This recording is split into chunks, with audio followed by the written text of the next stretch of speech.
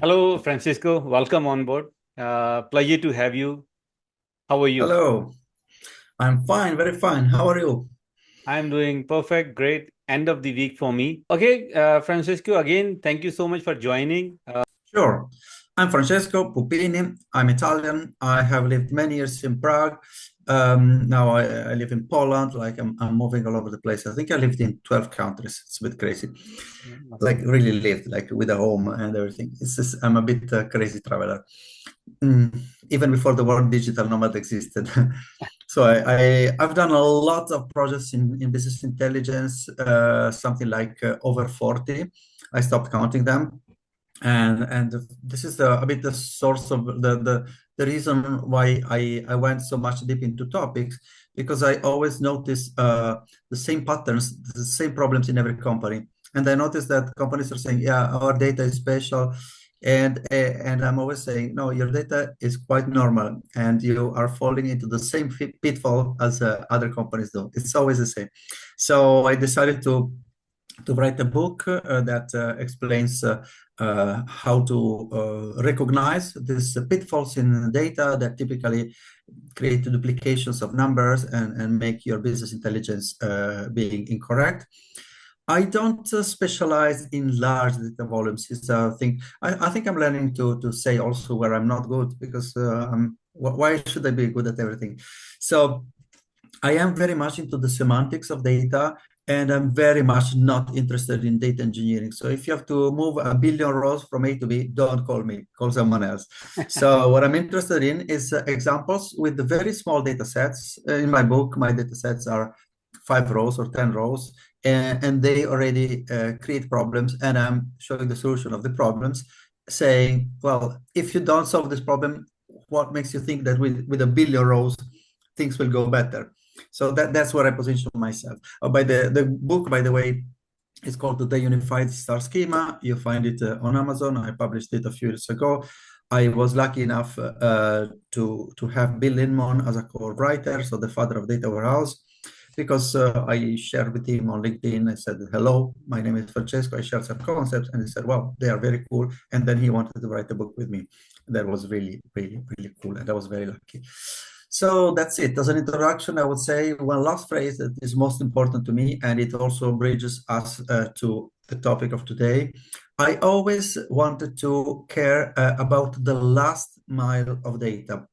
When I say the last mile, I mean when data arrives to the desk of a business person. This is, to me, the last mile. Because most books of data warehouse, they speak about the user, and they say the user will do a join, left join. Business users don't do joins, or they rarely do joins. So the whole discipline of data warehousing, and the good part of the things that are downstream on it, they talk about the user like if it was the person that is still editing the data. Well, I really want to give the data to the business user who is wearing a tie or a beautiful clothes, and who is not Very in a much basement. business. Someone, Yeah. yeah, that's it. That's me. Okay, awesome. That is a lot actually, and as you mentioned, if your book being co-authored by Bill and Mon is a big thing actually. It The is. the guy is in 80s, I think in his 80s, and he's still doing a lot of stuff. Actually, he has come up with another tool called as Textual ETL. He Yeah, has opened a new company in US, and yeah. he's doing the next big thing as we discussed last time that metadata will be the next thing. So what he's doing is Yeah. extracting metadata from text, which is the next big thing for me.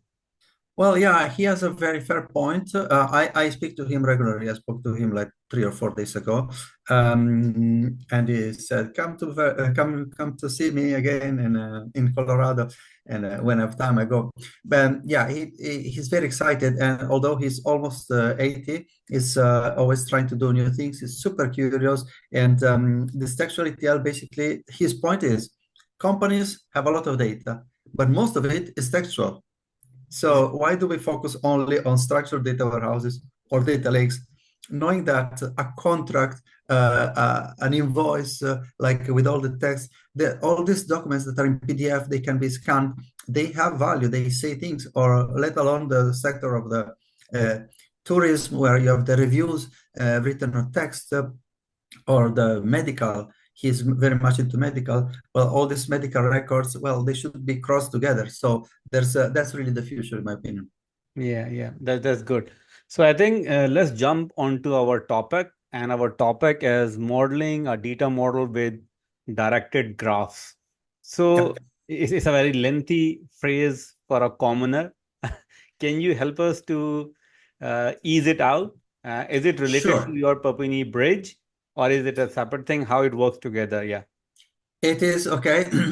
It is coming after my Pupini Bridge. So the story is Pupini Bridge for the ones who don't know. In my book, The Unified Star Schema, I basically say that instead of having many star and snowflake schemas that are at the end, they are silos, so you can query one or query the other. But when you want to query two together, you need to know SQL. For a business user, it is not easy, or even worse, it is easy to do, but it's risky. So I said, let's do a unified star schema where all the tables, facts and dimensions, they are all around a table called bridge.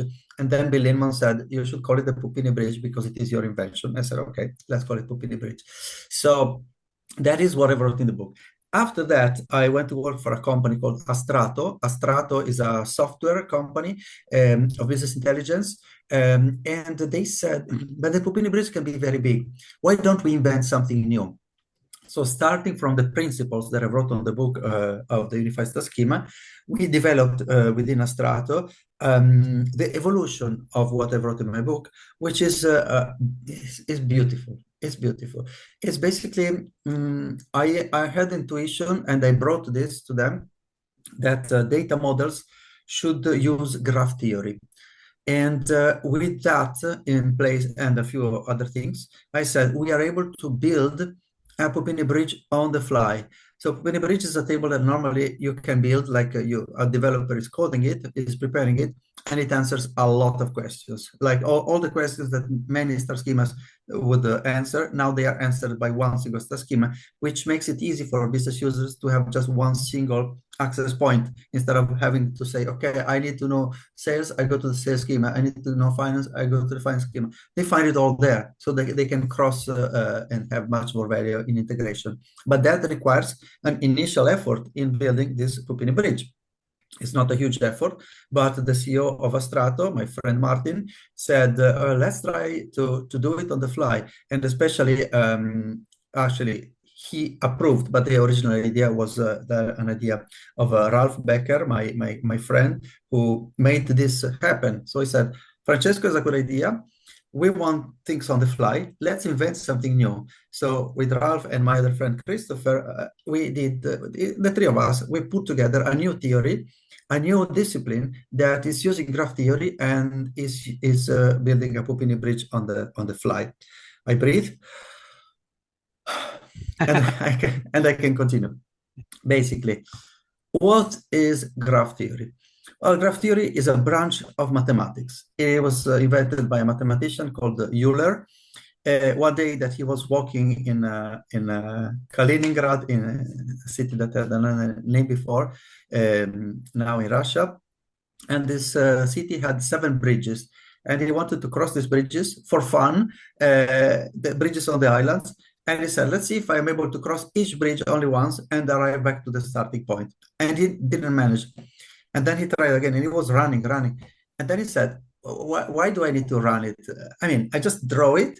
So I turned this into a schema, and I try to solve the thing on paper. If I solve it on paper, I can do it also physically, but let's solve it on paper first. So that was the foundation of the graph theory. But you have seen, Mustafa, and every listener, you have seen graph theory a million times. Think about the social media when they say there are these balls and these lines, which are called nodes and edges. So there is a ball with my face, a ball with your face, and then there is a line saying they are connected or they have sent an email to each other. So social media are basically modeling with the graph theory, and you see these balls floating in a big sheet.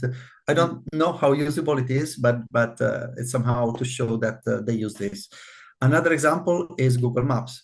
When you have your mobile and you want to go from A to B, you say where you want to go, and Google Maps finds the answer. Even possible, multiple answers that are possible, and makes you choose. How do they do it? Well, each crossroad in a city each crossroad is a node, is one of these balls. And each street, guess what? Each street is an edge, a line. So you have these balls and these lines connecting. That's your city. So basically, they model your city as a graph. And then each line has a weight. So each line basically it's a cost. So according if it is longer or shorter, it has a cost. You could say it's the distance. But if it's going uphill or downhill, that also affects the same distance. But so there's a concept of cost, and then there's a concept of a minimum effort to go from A to B.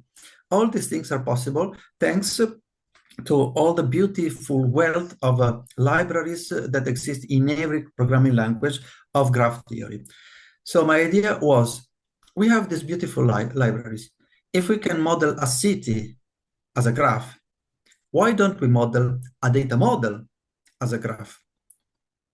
Okay. New stories Continue. here. I'm going there. Okay.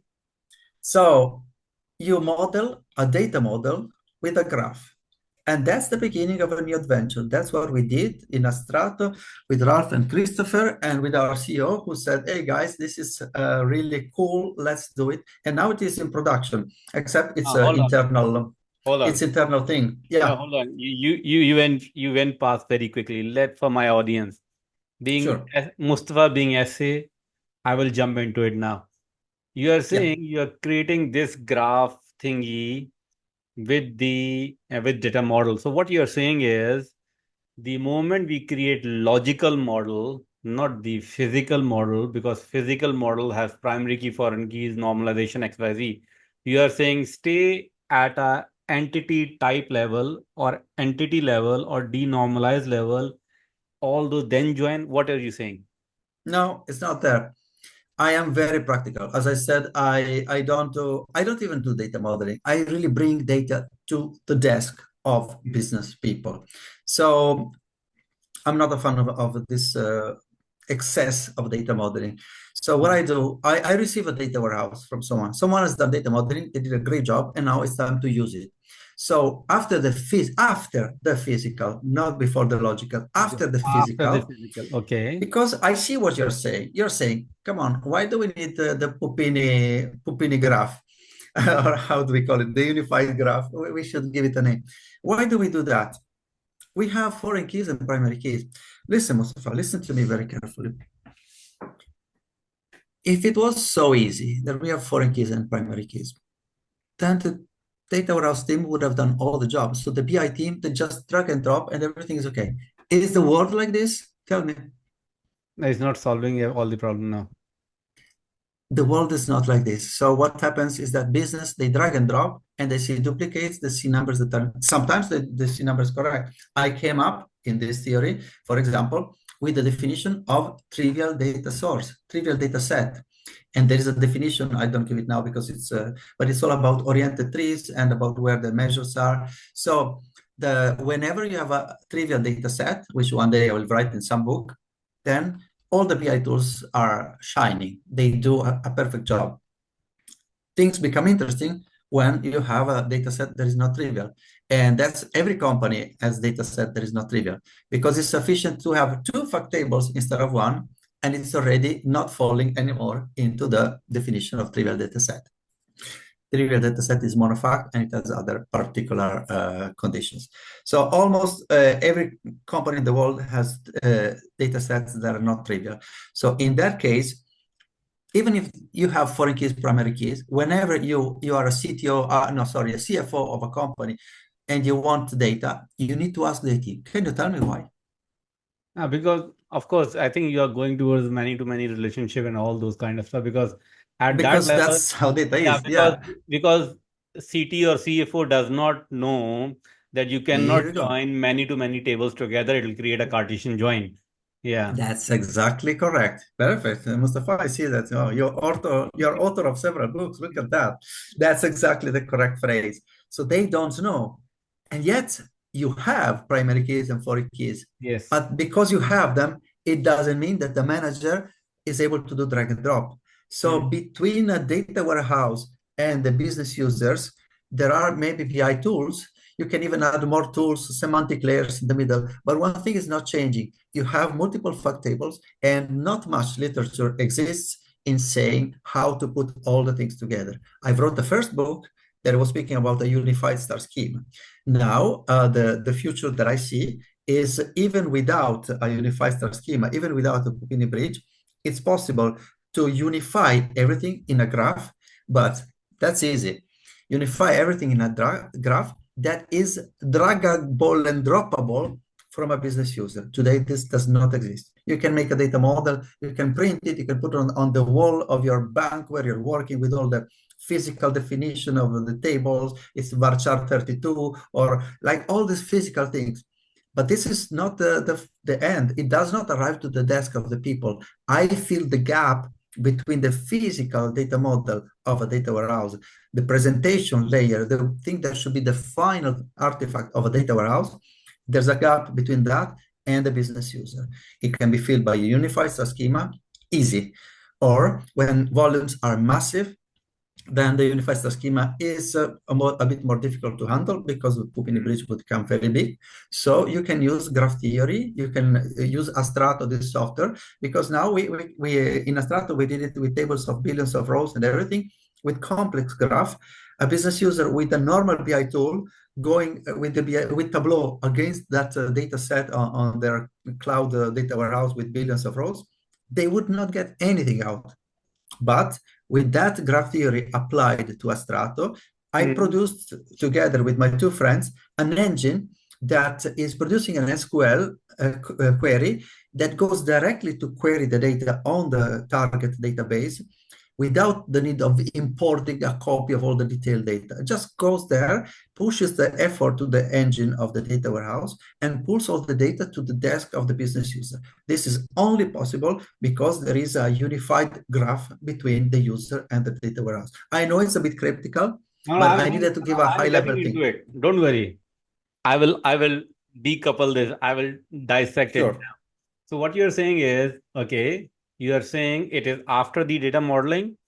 And just for our audience, after the data modeling means if you're going for a Bill Inmon or Kimball, whatever model you have, after that comes the semantic. And I absolutely agree with you. For me, if you ask me, 90% of projects does not fail because of data warehousing. It's failed because of the rough and raw semantic layer. That is where it fails. Because so tell me what is semantic layer, because there are different meanings of semantic layer. Semantic layer is something which is for business you create. But is it a physical table on a data warehouse?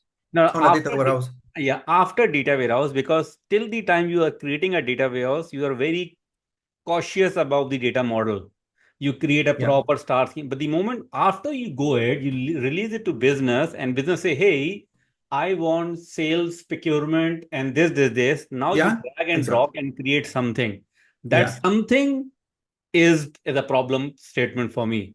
And that's what you are targeting. Yeah. And that's exactly what I'm targeting. So you're saying that you have, because be aware that also the data warehouse has the staging area, the core layer, and then the semantic layer. So the word semantic layer is also used as an internal thing of the data warehouse. It's a different schema that is organized in star schemas and snowflake schemas and so on. So that the data warehouse discipline calls that presentation layer or semantic layer. But then downstream of that, you buy Tableau, and that some people call that the semantic layer. So that's why I said that the word semantic layer. So you're saying you're differentiating a semantic. Okay, that's a new thing for me, because for me, correct me if I'm wrong, you're saying, see, once we create a data warehouse, let's say star schema. Now, after star schema, we cannot release a star schema to everyone, because if we do that, there will still be a lot of joins. So what we do is, if there's a CFO, so CFO model, CFO data will be finance and customer and product, something like that. So based on that, we create an output of few tables, one or two tables. That is what normally we call it semantic layer, which is very near to the business. And that is where... And where do you do it? You do it inside a BI tool, or where?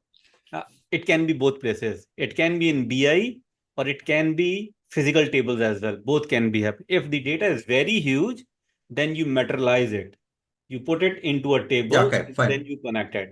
So There actually, are typically both. There is the typically both. semantic layer Yes. in the data warehouse, and then still, when you open your Tableau, you need to, Yeah, let's yeah, say yeah, Tableau or Power yeah, BI, yeah, yeah. you Same need to thing. connect the tables. So some people call that the semantic layer, That is and also both semantic. are used. Absolutely. Absolutely. That is also semantic. That is where for me it's a failure. And that is where your Papini It bridge is. comes. Right. Now my You specific get it. yeah, I got that idea, right? I will come towards hook as well. I had a session with Andrew as well, and we discussed your Papini bridge. Hooks. Sorry, you. Hooks. Oh, sure. Andrew. Yeah, I had a session with him as well. Andrew Ford. Yeah. Andrew He's Ford, a yeah. nice person. I like him a lot. Yeah, yeah. So maybe I am planning a session with you and Ford together to talk about how bridge and hooks can work together, right? And Wow, that's ambitious. We had only one call. It's difficult to speak with him because of obvious problems of time zone because it's in Australia. But we had a first call, but then we somehow didn't now this time move is forward. perfect actually. He can make this time because it's 9 o'clock over there. He can make Let's it. do it.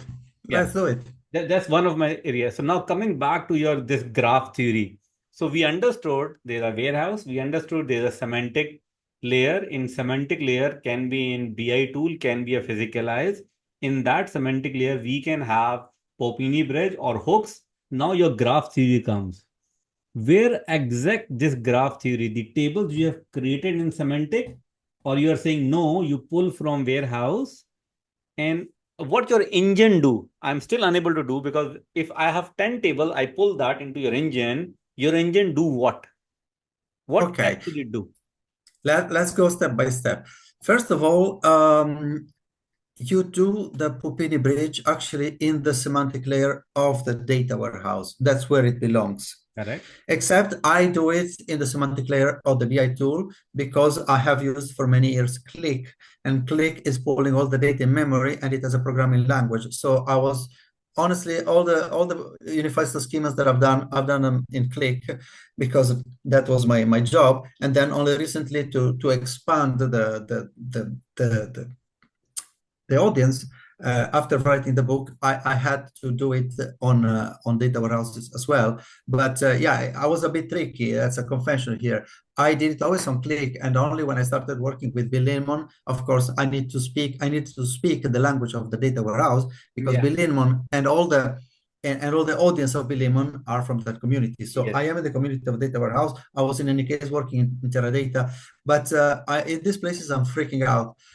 Teradata was freaking out because they were doing so many transformations. They are not needed. So I cannot work in data warehouse environments. They are just, I don't have life enough. It's not enough long. It's too short for working at it. Life is too short to work in a data warehouse. Yeah. Yes. Is it a You said podcast it. or a session Said it. psychologist? You know what? You should be a psychologist. I never said this phrase. Life is too short because, okay, you can do a small one for a small company, is fine. But these schemas that you see them on the wall for 2 years, and then I ask, do we have anything physical? No, the roadmap, nothing is happening. I need to give data to the business users. I don't have time to waste. So I'm starting from a data warehouse. That's usually what I do. I went to the field of data warehouse all the years of Teradata to understand why data was arriving to us, semantic layer people, so messy. I spent 2 years there. Now I know exactly why data arrives so messy. And that's why when I receive a project when data is too messed up, I say, guys, I cannot help you. Your data warehouse is not readable, it's not usable, it's just, there's no value in it. So I refuse the project. And I have methods to assess whether a data warehouse is usable or not. So your question is, where do you build your solutions? Let's focus first on This the is Pupini bridge. graph theory. This So graph theory. to be very fair, I'm still not clear. Very fair. Yeah. I will, in the next 2 minutes, you will be clear. But Pupini bridge first. So with the Pupini bridge, you either build a physical table on the data warehouse. You can also virtualize, but when you say virtualize, it means that it's a view on the data warehouse in the semantic layer section of the data warehouse, because also the word virtual has multiple meanings. So you can make views, you can make physical in the data warehouse, or you can build it in your BI tool if you have Qlik. I'm not aware of other BI tools that are able to build a physical table inside the BI tool. Usually the BI tools only read from the source. But I want to answer your question. How do you do it with this graph theory? Where do you put it? So in Astrato, we said this. Our clients will not have a Pupini Bridge in their data warehouse. And yet, we still want to be able to deliver to them the final result, the numbers, okay? So they have 6 fact tables and 5 dimensions, just to make an example, smaller. Okay, so what do? If we are Tableau or something, we pull the first fact table and 3 tables around 3 dimensions. Life is easy. We put the second fact table, 2 fact tables in Tableau. It is handled, but it can give problems. Now there is the new Tableau, finally, that handles multiple fact tables in multiple dimensions. That's better. But there is a point where there is a limit of the complexity. Already with these 6 fact tables and 5 dimensions, that's already too much to be handled by BI tools. You have in Power BI, you begin to see the joins that instead of a continuous line becomes a dotted line, which is called inactive join. You see many of these things that basically people say, yes, I know why is that. So now I will work on the DAX. So with the DAX, I activate the join, I activate this or that join. Business users very complicated. Don't do that. They don't do it. So Martin said, let's do something that we don't want to store any data. We don't even pull any data in our BI tool. We are just querying the data where it lives. We leave it there. We just query it, but we need to query it with your method because Ralph says that your method will work. It's promising. So let's do it. And we did it. So where is this graph? What happens in Astrato? I'm saying Astrato because it's the only place where I implemented this thing and it is in production and you can download it. Actually, don't download, you just register and you use it. It's there. So what happens is that you open your Astrato instead of your Tableau, and now you pull into your abstraction layer, which also you have in Astrato, your 6 fact tables and 5 dimensions, and you connect them all. The schema that you're creating, it was not supported by Tableau until 4 or 5 months ago. And now they say it's supported. I haven't tested it yet. But it's a spider work of tables that leads to problems. So what we do downstream of that, we model that abstraction that we have in Astrato. We model it as a graph. And then we apply theorems of graph theory that are saying, for example, okay, you business user, you have a list of columns that are coming from all these 6 fact tables and 5 dimensions. You have them all there. So you have virtually the possibility to put together things that have no correlation with each other. So do we want to allow you to do this? Or how do we behave when you're doing this?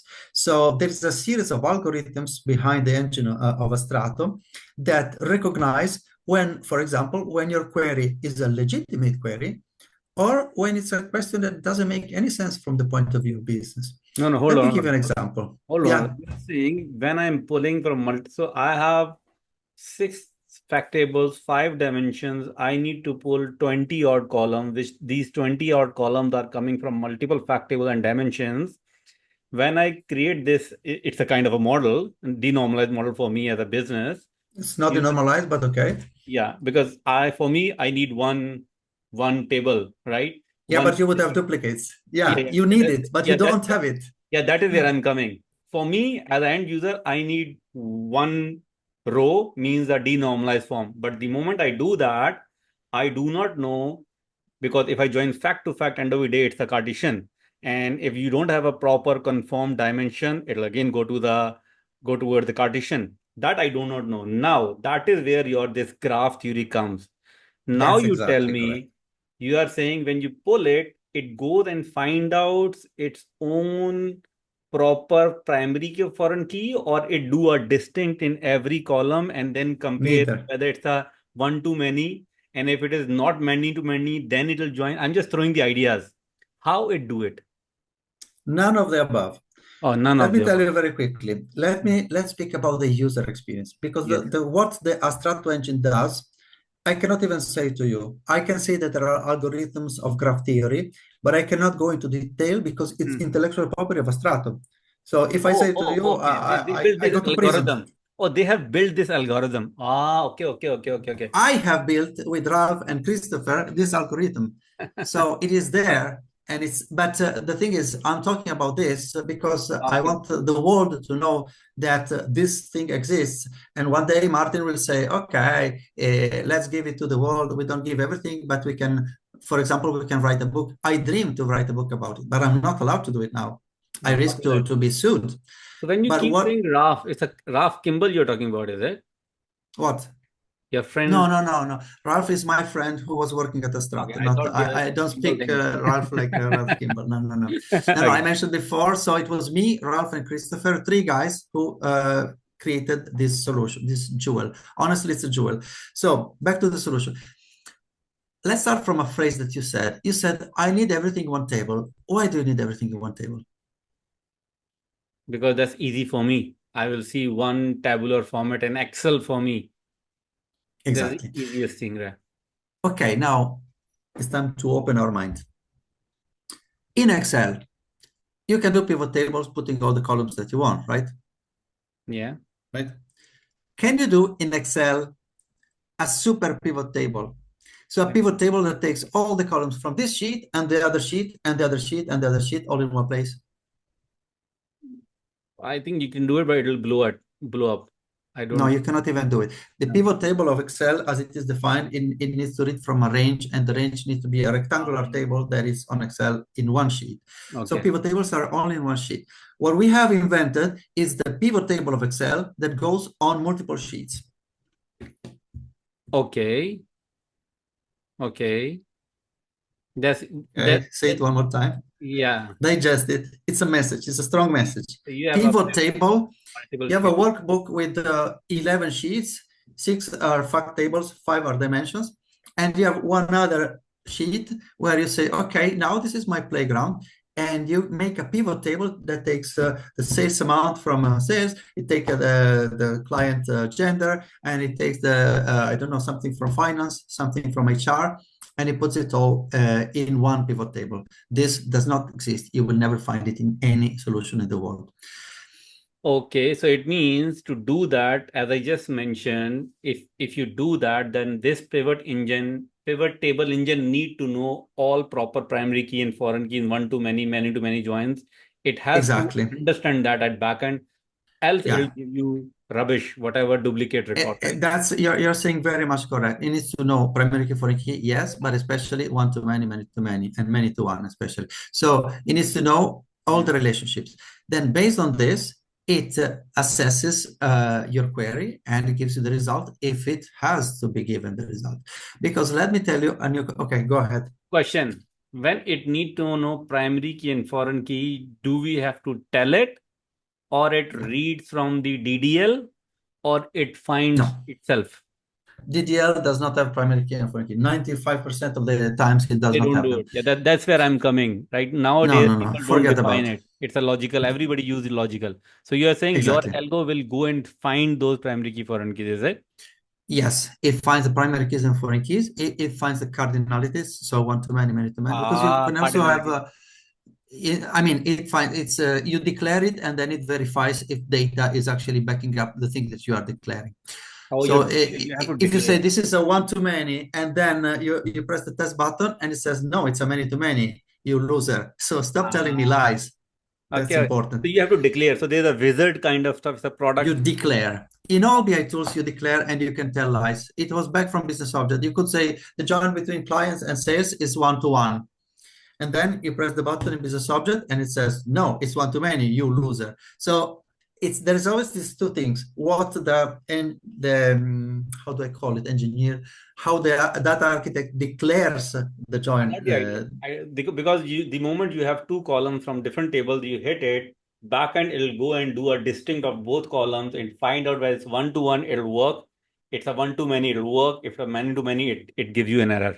It makes sense. Yeah, does more than the distinct. And in any case, yeah, it's in Astrato we do 7 queries to make a proper assessment because we Okay. also check I say we, I've left Astrato, but we still check if there are orphans. So you need to know if you're joining sales and clients, but then you have a client ID in sales and the client ID is not found in clients. You need to know it. So it makes all the combinations of query that tell all the information of the relationship between the two tables. I got the idea. You must be doing So some basic checks as well. Null value need yeah, not to be there. Special character need a not lot to be there. of things. Okay. Yeah. Got it. So I'm with you. the how I call it, let's call it the data expert, because it's not a data engineer, it's not a data architect. The semantic person, the semantic guru, the semantic guru, like in Tableau or like in any other tool, picks the tables from the data source, then makes all the joins and creates this abstraction layer.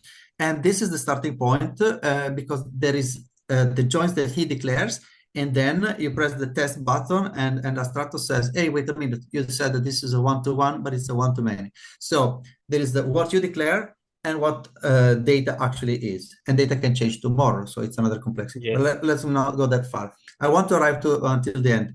So now what happens is that when the user makes a query in the front end, the query goes to watch that schema, which has been interpreted as a graph of graph theory, and applies the algorithms of graph theory that say if this question is legitimate or not.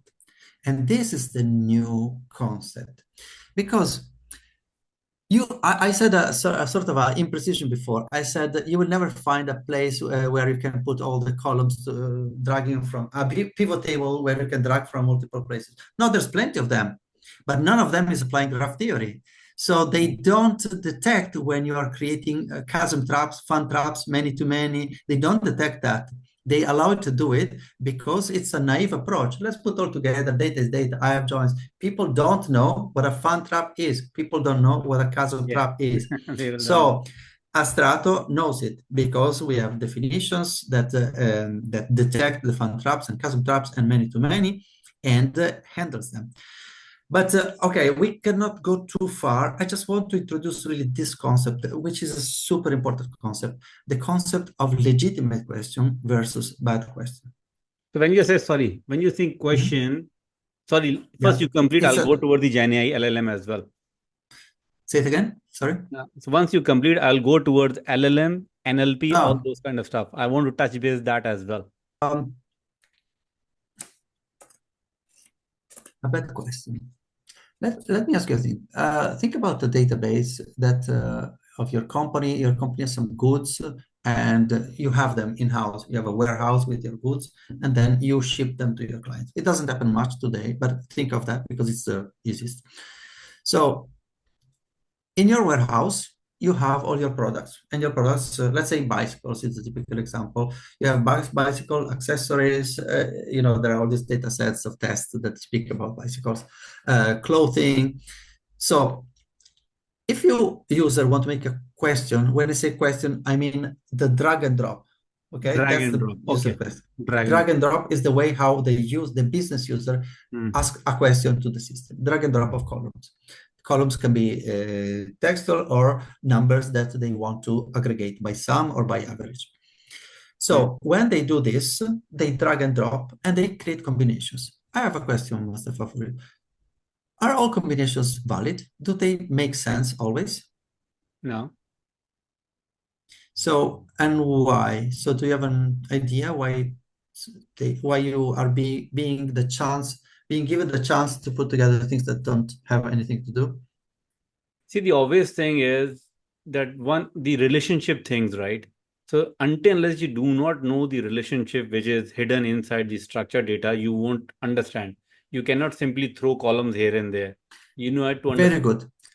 So this all boils down to the fact that we are giving to the business user the responsibility of knowing things that they are not even supposed to know. But then it's a nonsense because they are not supposed to know the relationships. So why do we give them a tool? So like I give you a helicopter, drive it. No, because I don't qualify to drive it. Why do you give me a helicopter? So you see that's the big gap here. So we give to the business users a tool where they can do combinations that are illegal and they cannot know. They cannot know because it's not their job. It is our job to inform them that a combination is illegal. I want to make this example of the warehouse. You have your warehouse and you have 100 things in your warehouse. Let's say that you have 20 bicycles and trousers and so on. That sums up to 100. Is it legitimate to split down this 100 number by product category? So you can have like 20 bicycles, 30 clothing. It is legitimate, right? Yeah.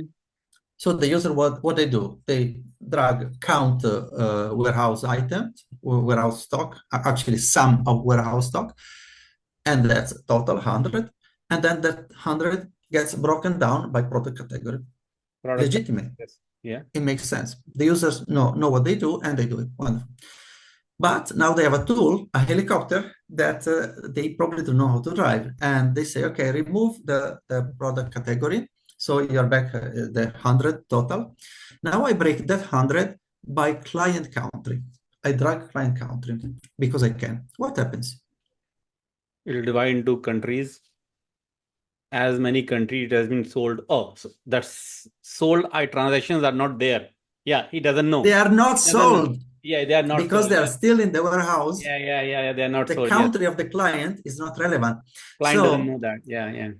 This is a bad question. So the business user should know that it's a combination that doesn't make sense, because if it's in the warehouse, it's not sold. So there's no point to talk about the country of the client. But this is an example where I imagine the business user understands their business and they wouldn't ask this question. Yet the system allows them to do it. So what happens there in the system? I don't want to know. Dirty stuff, I don't want to know. But there are cases when the process is a bit sophisticated. For example, does our company buy each product from only one supplier or from multiple suppliers? So there are both cases. So you have the product ID 123, and in some companies you say the product 123 is coming from that supplier, only that supplier. In other cases, and even the Snowflake database, this test database TPC-H, which is the easiest test database that you find in Snowflake, it has this scenario. So you have the same product 123, but you can buy it from Germany or from China. You as a company that buys from a supplier, the same product. So it's a business process where product is not has not a unique supplier, but it has multiple suppliers. So products and suppliers, they are not one to many, but they are many to many. This is the case of TPC-H database in Snowflake. The user may not know it. It won't know because it has to go into the ID and all those. Yeah, it has to go into the IDs, into the schema. It has to watch the graph, watch the data model, and they will not do it. That's where I come into place. The graph does the job for you. And it tells you, be careful, you're breaking down a total by a dimension that is incompatible with that total by nature of business. Go back to the example of the bicycle, like the warehouse. You break it down by category. Your 100 is broken down by 4 numbers, let's say, and the sum of these 400s, the sum of these 4 numbers is 100. So you break down a total into values of a dimension. But then when you remove that product category and you drag client country, what happens? Well, some systems create a Cartesian product. Some other systems, like the unified schema, are putting your 100 as a self-standing number and then a list of the countries that exist for the clients, but they don't touch each other. They are like two magnets, like north and north. They should stay away from each other because they have nothing to do with each other. So that's what the unified schema does. With Astrato, we went forward and we went further and we said, my friend, the question that you're asking is not legitimate. You cannot break a warehouse stock by country of client because it doesn't make sense based on the nature of business. And does it use artificial intelligence? No, it uses graph theory. Graph theory is analyzing how tables are organized, and the way how foreign keys and primary keys are defined is reflecting the business process. When you give me a data model, I watch the schema, I am seeing in the schema the business process. I know if you have products from just one supplier or from multiple suppliers, because if you have them only by one supplier, you have products for a key that points to suppliers. If you have multiple suppliers, you have products, suppliers, and the MN table that has the foreign key of both. You see it in the data model, but you're a human. So with graph theory, you have this to scale. You're able to see all the graph, all the tables in a graph. You understand compatibility and incompatibility of tables, and you act accordingly. How can a graph recognize a fun trap? They see there are two nodes and one edge. The edge is directed like that, so it's a one-to-many. You have a number here, you have a many here. It says, hey, it's a fun trap, but it doesn't even warn you. It recognizes the fun trap, and it makes the SQL in a way that allows the fun trap to not have duplicates. How do we do it? We use the union. Union is a command of SQL, which also exists in Astrato. It's the foundation of the unified scheme, but also Astrato is using the union all command. So it builds a Pupini bridge on the fly based on graph theory. I cannot go much further than this. Right, so we have a time check of 7 minutes. Let me quickly wind it up. It was a great session, but I will ask one question, right? This is an on-prem solution or it's a cloud solution right now? Definitely on-prem. Astrato is fully cloud, but here I'm not here about talking about Astrato. I don't work for them anymore. We are friends, but I am a free thinker. Mustafa, I am a free thinker. If after watching this podcast, someone calls me and wants to implement this in Databricks, I do it in Databricks. I don't have a problem. So graph theory is a theory. No, you don't have a copyright agreement with that company that you cannot rebuild this thing? I cannot do it. It's their intellectual property. However, I'm a free thinker. Now, I joined a week ago a company called Cube. Cube is a semantic layer company in Silicon Valley. I'm traveling to San Francisco in 2 weeks. And I will make and you can recreate this thing, right? You can recreate. Well, I will invent it different because fortunately companies are different. So what I will do, I will not use the algorithms that we defined in Astrato, but if I was able to invent with my two friends that algorithm for Astrato, I can invent new with other friends or even the same friends joining there and invent something new. In any case, the specs that I had from Astrato are different from the specs that I will have from Cube and Databricks. So in Cube, they want to build a physical Pupini bridge, which puts me on the safe side because I wrote the book 2 years before joining Astrato. And I will invent. I'm here, I'm young, I'm strong. So I will invent new algorithms. But the point here I want to give is graph theory belongs to everyone. Now Astrato for a few years will have the copyright, and then they will say, okay, let's open it to the world. Ultimately, the knowledge of humanity needs to continue. So at some point, Astrato is a company that will be acquired, that will make an agreement. At some point, this concept will become public. Graph theory is the way to go for data models. One last question. Will it work on a big data? Big data is the wrong word. Huge data or a small data, just like Pupini works on a small data? Thank you for asking this question. Well, you don't have to say will it, because it's in production and they have clients, and these clients have very big data sets. Okay, so it was conceived exactly to work on large data sets. Let me explain you why. What is the push down? The push down is, instead of, I download your billion rows of sales, your millions of customers, I put them all in the belly of my tool, and then I do the elaboration. This is bad. We don't do that anymore. Now you need the push down optimization. So basically, you pass with the graph theory. The outcome of the graph theory is a SQL, a compact SQL statement, and then you send that SQL statement to the engine. It makes their complicated calculation, well, not so complicated, because my SQL is super clean. I can even send it to you as a outcome of this. When you save this meeting, we can put an image of the SQL that it's producing. It's like a poem. You send that beautiful SQL to the engine. The engine executes this query against their billions of rows, and the data that will travel back through the cable of internet will be just the result. There is probably 20 rows. It calculates on a billion rows on the system, pushes down the effort on the system that holds the data. And if at the end your query was, again, sales by customer, sales by whatever, it brings back as many rows as the distinct customers, but it's not a billion. It works on a billion rows, and then it gives you back just thousands of rows. That's push-down optimization. It was designed for massive data sets. Awesome. Thank you, Francisco. Pleasure to talk to you. This is a teaser if you think about it, but the world needs to know that graph theory applied to data models is the solution. Let's plan this next session with Andrew Ford and yourself on Papini Bridge and hooks, and let's plan that. Thank you so much. Okay. Again, full stop you. You have a hard stop. Thank you so much. Have a nice day. Wonderful. So, yeah. See you everyone. Bye bye.